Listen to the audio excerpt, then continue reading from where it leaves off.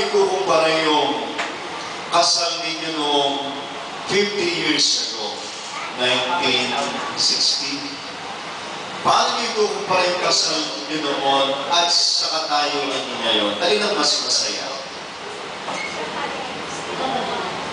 Pareho. Mas masaya sa ngayon dahil nakakababog ng limang po. Alin ang mas exciting? Yung bang 1960 o ngayon? Alin ang mas excited kayo?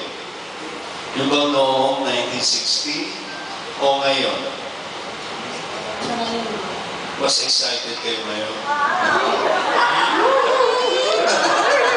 Kaya tata, yung totoo. Yung totoo, mas excited doon. Oo, magpakatotoo kayo na.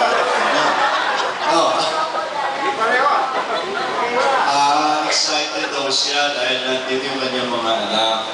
Pero si tatay mas excited noong 1960. Gusto niyo siguro maggabi na kaagad. Gusto niyo gabi na kaagad, ano? Gano'n ba? Excited siya noon.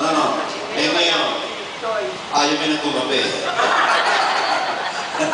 So, ano yung sabi niya, ano yung pakiramdam?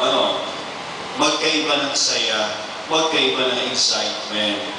Pero, sabi niyo mas masaya ngayon dahil kasama niyo yung mga anak ninyo, yung mga mahal niyo sa buhay. No?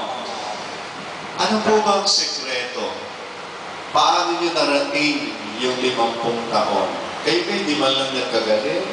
Kayo hindi man lang dumating po ba yun? Ano ang sikreto ninyo? Halimbawa, ginabi ng uwi si tata. Anong ginagawa ninyo? Magagalit lang. Hindi naman babatawin ng kaldero.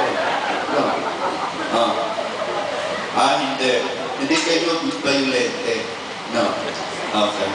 Kayo naman tatang, pagka binubungangaan kayo ni nanay, ano naman ang ginagawa ninyo? Kaunting sagot, tapos iwanan mo.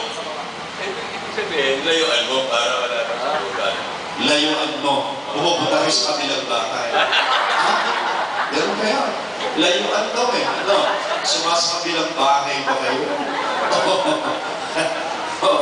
Ano lang? O kayo ay outside ni Kulambo. Ano ba ang sikreto ninyo? Yung sikreto ninyo sa inyong buhay mag-asawa, marami pong nakikinig dito ngayon para sila'y abutin ng 50 taon. Ano yung sikreto ninyo sa inyong pagsasama?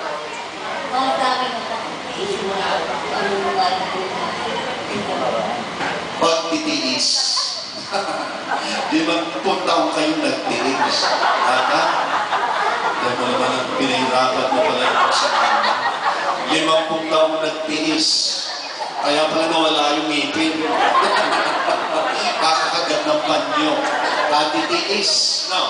Kinakagat na yung panyo. Pagtitiis. Kaya nalaglag lahat yung ngipin. Pagtitiis sa inyo. Pagtitiis. Alam-alam mo sa mga anak ko, mga anak ko, pinag-aanan ako. Mga anak nyo lang, hindi nyo siya mahal. Ha? Mga anak. Mas mahal yung mga anak. Ganun ba yun?